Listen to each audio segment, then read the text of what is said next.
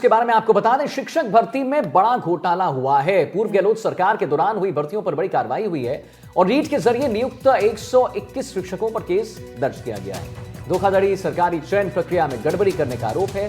शिक्षकों पर नकल अधिनियम के तहत केस दर्ज हुआ है। और शिवानी, हम इसको यह भी बता दें कि रीट 2018 और रीट 2022 के दौरान भर्ती 121 नियुक्तियों की जो नियुक्तियां हैं वो रद्द की जा सकती हैं। बिल्कुल, तो ये जो नियुक्तियां हैं इसे रद्द करने की सिफारिश की गई। आदित्य, देखिए, इस पूरे मामले के बाद से जिस तरीके से राजनीति शुरू हुई है, पूर्व गहलोत सरकार के दौरान ये भर्ती हुई है जिसमें गड़बड़ी का आरोप लगाया गया है और ये बड़ा घोटाला बताया जा रहा है शिक्षक भर्ती के मामले में। रीट के जरिए जो 121 शिक्षक थे उन पर धोखाधड़ी, सरकारी चयन प्रक्रिया में गड़बड़ी का भी आरोप लगा है। अब इंतजार करना होगा आदित्य कि इस पूरे मामले में जब कार्रवाई होती है तो क्या कुछ तस्वीरें निकलकर सामने आती हैं, क्योंकि अब मुश्किलें इन 121 शिक्षकों की बढ़ती नजर आ रही हैं। इन पर धोखाधड़ी का जो मामला दर्ज हुआ है, इसके बाद क्या संज्ञान लिया जाता है, इसका इंतजार करना होगा। और इतना ही नहीं, देखिए शिवानी, शिक्षकों पर नकल अधिनियम के तहत केस दर्ज किया गया। रीट 2018 और रीट 2022 के दौरान भर्ती जो है प्रक्रिया चली थी, उसमें 121 नियुक्तियों कि अब जो नियुक्तियां हैं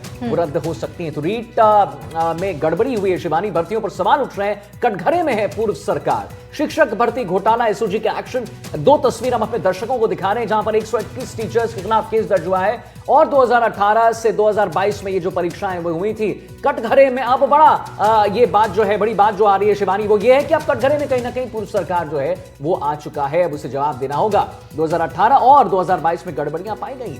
बिल्कुल सही कहा आपने। अब इस पूरे मामले के बाद पूर्व सरकार कटघरे में है। और ज्यादा जानकारी के लिए भरत राजपुरोहित हमारे साथ जुड़ रहे हैं, इसी खबर पर और जानकारी देंगे। तो भरत, जैसा कि हम अपने दर्शकों को भी बता रहे थे कि 2018 और रीट 2022 के दौरान भर्ती नियुक्तियां जो हुई उसे रद्द किया जा सकता है। क्या कुछ इस खबर पर लेटेस्ट है, उसके बारे में जानकारी दीजिए हमें।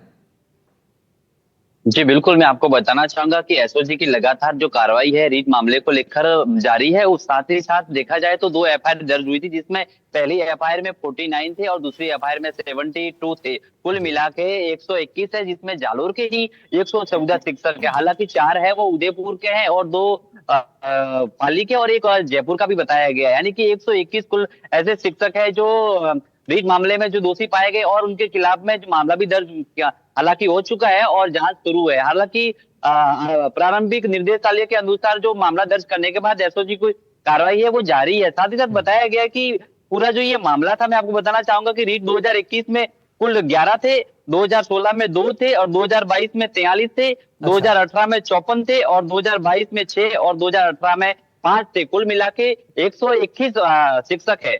बिल्कुल, आपसे ये भी जानना चाहेंगे, देखिए भरत, अब इस पूरे मामले के बाद तलवार लटक रही है 121 शिक्षकों पर और साथ ही साथ पूर्व सरकार पर भी अब सवाल खड़े हो रहे हैं कि जो उस समय में नियुक्तियां हुई थी उसमें फर्जीवाड़ा हुआ था। क्या कुछ विपक्ष की तरफ से इस पर सफाई दिया गया है?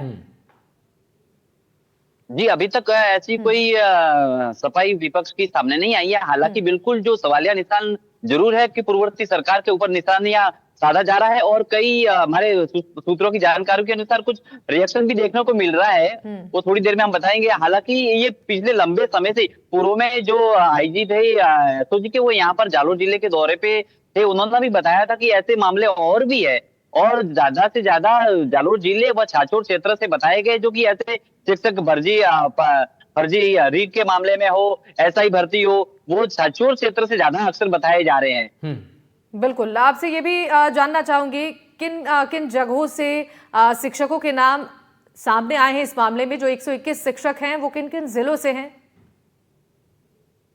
जी बताना चाहूंगा, सबसे ज्यादा है वो जालोर के छाछोड़ क्षेत्र से, वो 114 है और उदयपुर के हैं वो 4 बताए गए हैं और 2 है वो पाली के और एक जयपुर के। जी, जरा एक बात बताइए कि अब जब, जैसा कि हम अपने दर्शकों को बता रहे हैं कि पूर्व सरकार जो है जिसमें ये नियुक्तियां की गई थी उस पर एक क्वेश्चन मार्क यहां पर लग रहा है, तो मुझे लगता है शिवानी कि अब जो है एक घमासान भी होगा, सियासी घमासान भी देखने को मिलेगा, आरोप प्रत्यारोप का दौर भी चलेगा। तो क्या उसकी शुरुआत हो चुकी है क्या? जी बिल्कुल, साफ साफ देखा जा रहा है कि घमासान अब शुरू होने वाला है, क्योंकि पिछले लंबे समय से ये फर्जीवाड़ा चलते आ रहा है और एसओजी की रडार पर कई शिक्षक है और जिले भर में भी ये भी लोगों में भी ऐसा आक्रोश देखा जा रहा है। साथ ही साथ जो विपक्षी पार्टियां हैं वो भी निशाना साध रहे हैं पूर्ववर्ती सरकार पर। एक और आखिरी सवाल आपसे लूंगा कि फर्जीवाड़े के जरिए उच्च अंक जिन्होंने प्राप्त किए वो अब कार्यरत हैं बड़े बड़े मैं क्या करूं ऑर्गेनाइजेशंस में, उनका क्या, उन पर क्या कार्रवाई होगी?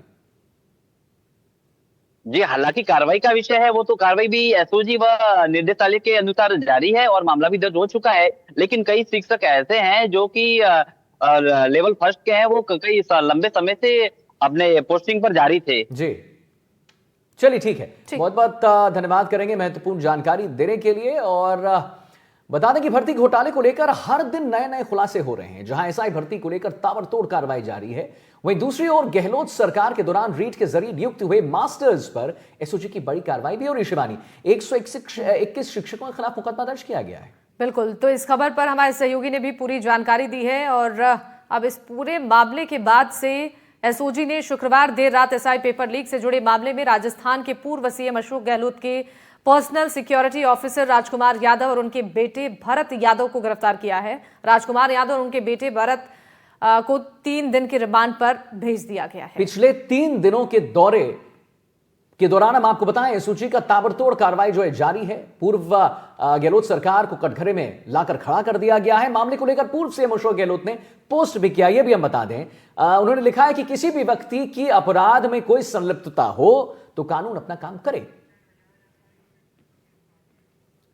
ज्यादा जानकारी के लिए हमारे साथ हमारे संवाददाता विश्वास जुड़ गए हैं। तो विश्वास, अब पूर्व सरकार की तरफ से भी, गहलोत सरकार की तरफ से, गहलोत जी की तरफ से एक पोस्ट आ गया जिसमें वो कह रहे हैं कि अगर किसी की संलिप्तता होती है तो बिल्कुल उस पर कार्रवाई होनी चाहिए। कैसे इसे देखा जा रहा है?